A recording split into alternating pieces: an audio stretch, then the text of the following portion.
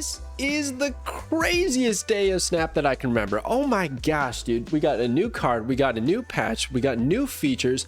We have so many Datamine cards to talk about. It is beautiful. Now, I'm breaking this up into two videos, okay? Because not only do we have all of May's cards to talk about, but they practically changed every single April card. It's kind of nuts. Not only stat lines, but abilities have been just completely reworked. Like, they're different cards now. So, geez, we got to talk about that. That's coming out in like 2 weeks. Holy smokes, dude. And by the way, you're looking at a Spotlight Cash schedule. This is not official. This is based on Snap.fan. Go check them out. Amazing data miners.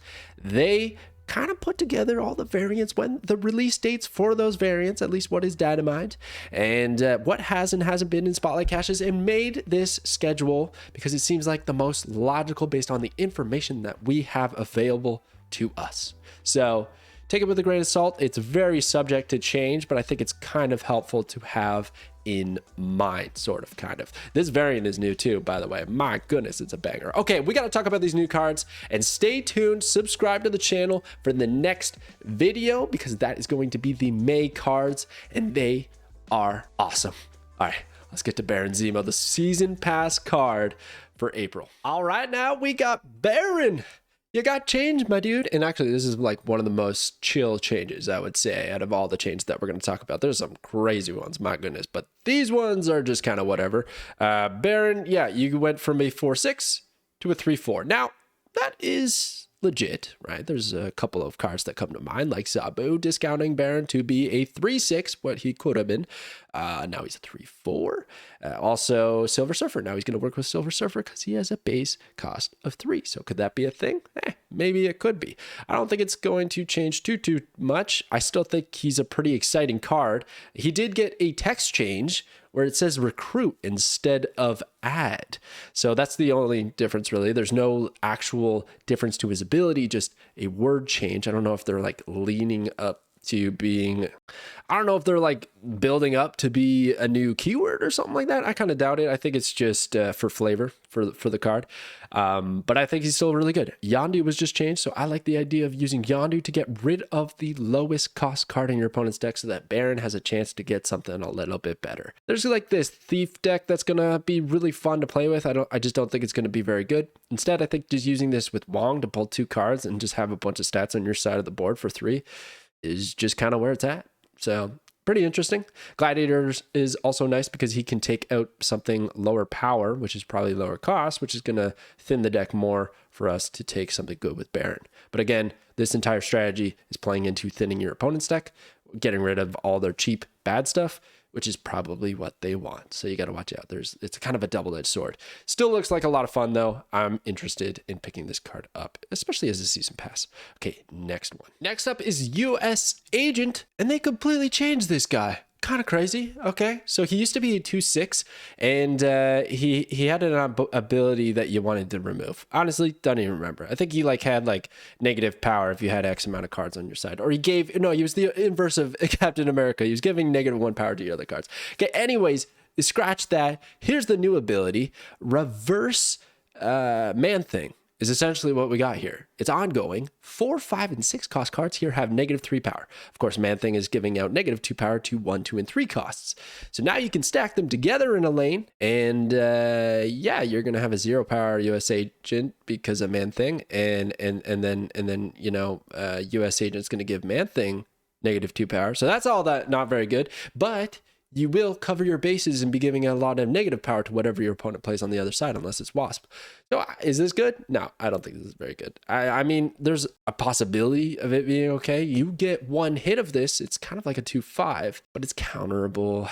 I don't know. Why would you want to run in the deck? Is there a way to give your opponent some 4, 5, and 6s? And yes, there is. Hobgoblin comes to mind. Very good. -11 on the other side is fantastic. Also, Sentry Annihilus giving over the Void. It's a 4 cost card, -13. So I could see maybe some junk application, but I play a lot of junk. I don't know where I would put this in. I've messed around with Hazmat and stuff, and it could be fun, but I'm not too sold on this ability for being very good. Especially, this gives me Series 4 vibes, man. This should be Series 4. Man-Thing was Series 4. USAGENT, you should be Series 4, my dude. We'll see. We'll see what happens. Luke Cage, obviously good, so it doesn't affect your side because this is a reciprocal effect. So yeah, I'm not too thrilled about it. I'm giving him 2 stars. Let's move on to the next one. Let's skedaddle on over to Red Guardian. Now a 3-3. I forgot to put the little red thing, but he lost some point of power. Okay, so he used to be a 3-4, now he's a 3-3. And he's got slightly different ability. Actually, it's just a buff to the ability because before it was on reveal, the lowest power enemy card remove its text, basically. So you'd silence the lowest power enemy card across from you. Now it's going to also afflict that card with -2 power. So not only do you remove its ability, but you also hit it with -2, which is really helpful for me to appreciate this card because before I was like, well, what if it's an on reveal? It doesn't really have an ability anymore. It's the lowest power thing. Like, what are we doing, Red Guardian?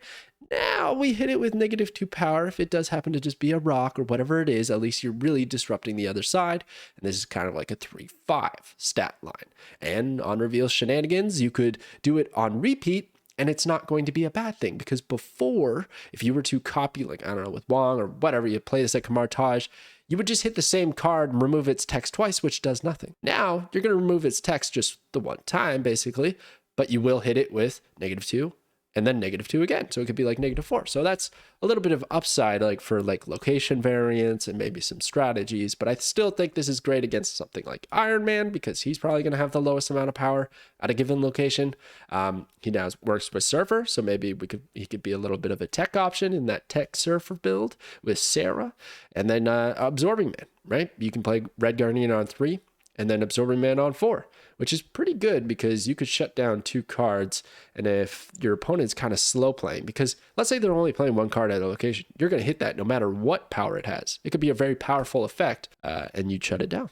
So not too bad, but at the same time, I feel like it might be a little bit clunky and easily taken out of decks, but it's hard to say. Usually tech like this is pretty strong in card games, just in general, removing the abilities. So I do kind of feel like he'll find a way. So I'm just giving him 3 stars for now until we learn more about this card and, you know, get our theory crafting going. That's it for Red Guardian. Now let's get to the craziest one, dude. Oh, here we go. Oh my goodness. Everybody was talking about this card, how broken this card is, right? When it released or announced or datamined, whatever. And now, dude, I wanted to give this card like 2 stars, 1 star maybe even. Okay, probably doesn't look much different, right? White Widow, 2/2 on reveal, add a Widow's Kiss to your opponent's side here. Notice something? Maybe? Well, they removed, add a -1 power Widow's Bite to your opponent's side, which is kind of relevant because as you're about to find out, the Widow's Bite has drastically changed. It's not a Widow's Bite, it's a kiss. The kiss. Bam. There's the kiss. Get kissed. It's not that great anymore. It's just not. So before, I think it was giving out -1 power to other cards at its location, and it had -1 power on its own, which was a good thing because you're sending this over to your opponent's side of the board. Now it's 0 power, so it's just kind of like a rock, and it's got the ongoing ability. This has -4 power. Disable this ability if your side of this location is full. So here's the problem I have with this, and why like my synergies are kind of weird. It's because like it's a little bit too easy to fill the location. And I like this in a junk shell, right? Where I'm trying to fill my opponent's side of the board with junk and stuff. Now, how do you play this card? You don't really want to pair it with like Green Goblin and Debris and these sorts of things, because then it's going to disable the ability and it's going to go to 0 power. Then you just played a 2/2 for, you know, taking up a spot at your opponent's side of the board. Maybe that's okay, but geez, we can do a lot better in a junk deck. Or maybe the idea is we move cards away, which I kind of like that. Something like Stegron, man. You put the Widow's Kiss there, they start playing a bunch of cards, you slap one away at the end of the game, and you either slap the Widow's Kiss elsewhere, so it gives -4 power, hopefully at a different location, or you slap away another card and it's no longer full and it goes back to -4 power. Now we played a 2/6 net power essentially, and we took up a spot on our opponent's side of the board. So in that light, I kind of like it. But geez, man, this is not the card it was. It was a crazy broken card before, and it's probably for the best that they changed it. But now it just feels very mid to me. I'm not very excited about this. It's leaning like a pass unless I'm missing something. I could be missing something, okay? Maybe I'm missing something big. but it just doesn't seem all that great. And in terms of like how you build the deck is awkward. Like you can use Mojo to take advantage of them filling up the side of the board. You can use Punisher, of course, to punish them for playing cards there. But like, when do you ever see those two, right? They're not very popular or powerful on their own right. So then your deck is just kind of banking on this weird strategy of your opponent filling their board, which they probably want to do anyways, especially by the final turn, because you want to get as much power out as possible. So yeah, I'm not too thrilled about it. Not to mention the Widow's Kiss can be destroyed, and it's against a destroy deck, which is just going to be like, great, thanks for sending this over. It can, you know, I don't know, bounced, you know, the Falcon. No, I guess not Falcon. Beast can pull it out, or, you know, I just not a fan anymore. But then again, maybe it does well against like with Storm. You know, you send it over and they can't play cards there anymore, so it's going to be -4 power. I could see that. That's not too shabby. Maybe something else. I don't know. Professor X, lock it in. I don't know. Not a huge fan anymore. Sorry, White Widow. And last up, we have Valentina. Now, not much has changed with this card, but maybe it's significant. She now is going to add a random 6 cost card to your hand, similar to before. Give it -2 cost, similar to before, but now she's going to give it -3 power, and prior it was -2. So just 1 extra negative point of power to that 6 cost card that you receive. I think that's just fine, and probably an indication that this card is as strong as we think it is.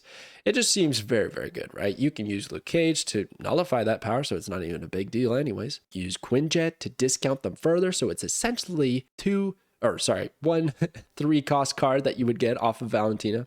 But what I really like doing with Valentina is using like Grandmaster, Wong, and these sorts of things to just get a whole bunch of these 6 cost cards for super cheap. And actually, if you only get 2, you got Quinjet out there, you can play 2 6 drops on turn 6 because they're going to cost 3 apiece. So yeah, I think this card still seems pretty strong to me, and works a lot with the shield strategy. Also, Mockingbird could be a pretty interesting synergy because you're going to be able to play this 6 drop earlier than turn 6 to discount Mockingbird. Could be something. But yeah, I'm still quite high on this card. That's why I'm sticking at 4 stars. But that's it for the change cards for April. I'm curious what you guys think about the overall power level of this season now. In my opinion, it's not, well, it's definitely been nerfed quite a bit, but it's just not nearly as strong as it was built up to be. And that is definitely a trend, and something we have to always keep in mind when we're talking about data mines. They're subject to change, and more often than not, they seem totally broken, probably to get us hyped up for the future, and then they kind of bring it back down to earth prior to the release, which I think is overall kind of healthy. Maybe not from like a content consumption perspective, but for the game, it's a good thing these cards actually go back down to earth a little bit. So I'm not too thrilled about this month. I still think Red Hulk is going to be the best card. I'm excited for Baron Zemo. And then the other ones, I'm just not totally sold on. Maybe Valentina. That's how I'm feeling. Stay tuned and subscribe to the channel, because in less than 10 minutes, I'm going to have May's Datamines out, and it's going to be awesome. So go check it out. All right. Thank you so much for watching, everybody. I'll catch you guys next time.